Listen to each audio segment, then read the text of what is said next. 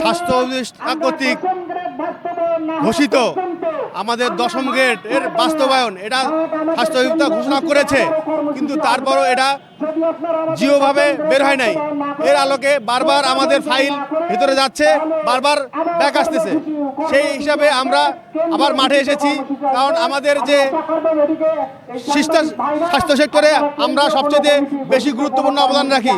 রোগ নির্ণয় থেকে শুরু করে অন্যান্য এবং ফার্মেসি, ওষুধ দেওয়া থেকে শুরু করে এক্স রে, এমআরআই এবং অন্যান্য যে ডায়ালাইসিস, সব ক্ষেত্রে আমরা সবচেয়ে বেশি অবদান রাখি। স্বাস্থ্য সেক্টরে আমাদের যে অবদান, সেই অবদানকে উপেক্ষা করে আমাদেরকে এই 30 বছর থেকে ঝুলাই রাখছে। আমরা 10ম গ্রেড বাস্তবায়নের কথা 30 বছর আগে, কিন্তু 30 বছর হয়ে গেল, কিন্তু দেই করে দিচ্ছে না।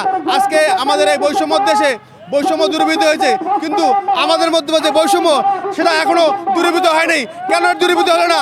আমি এই সরকারকে জিজ্ঞেস করতে চাই, কেন আপনারা স্বাস্থ্য দপ্তর থেকে আমাদের এই বৈষম্যকে দূর করতেছেন না? আমাদের এই সোনার বাংলায় এই এত বৈষম্য ক্যারি করার মতো পাবলিক আমরা একজনই। যে স্বাস্থ্য সেক্টরে আমরা যারা ডিপ্লোমা হোল্ডার, তাদের 30 বছর থেকে এই বৈষম্যর শিকার হয়ে আসছি। আমরা স্পষ্ট আকারে বলতে চাই যে এই সোনার বাংলায় বৈষম্যর ঠাঁই নাই। যদি এই বৈষম্য এখন পর্যন্ত স্টেবল থাকে, তাহলে আমরা অবশ্যই কর্মবিরতিতে যাব এবং আমরা একদম সমস্ত কার্যক্রম বন্ধ করে দিব। মেডিকেল সেক্টরের যত কার্যক্রম আছে আমাদের হাতে টোটালি বন্ধ করে দিব।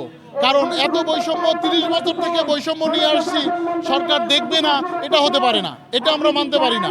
বাংলাদেশ কৃষি ডিপ্লোমা বলেন, নার্সিং ডিপ্লোমা বলেন, আদার্স যত ডিপ্লোমা আছে, সমস্ত ডিপ্লোমা সেক্টরে 10ম গ্রেড বাস্তবায়ন হয়েছে এবং আমাদের ন্যায্য পাওনা, আমাদের যে সিলেবাস, আমাদের যে পড়াশোনা, আমাদের যে ক্যাটাগরি, আমাদের যে জব ক্রাইটেরিয়া, সব কিছুর মধ্যেই আমরা বৈষম্যর শিকার হয়ে আসছি।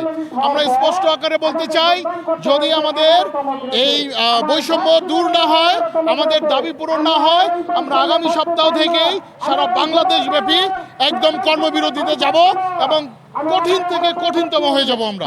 স্বাস্থ্য সেক্টরে আপনারা জানেন যে নার্সিং ডিপ্লোমাটা 4 বছরের ডিপ্লোমা করছে, ইঞ্জিনিয়ারিং যারা 4 বছরের ডিপ্লোমা করছে, তারা 10ম গ্রেডে যোগদান করে। আমরাও সেম, আমরাও 4 বছরের ডিপ্লোমা করছি, কিন্তু আমরা 11 গ্রেডে যোগদান করি। আবার 11 গ্রেডেই আমাদের চাকরি অবসরে চলে যেতে হয়।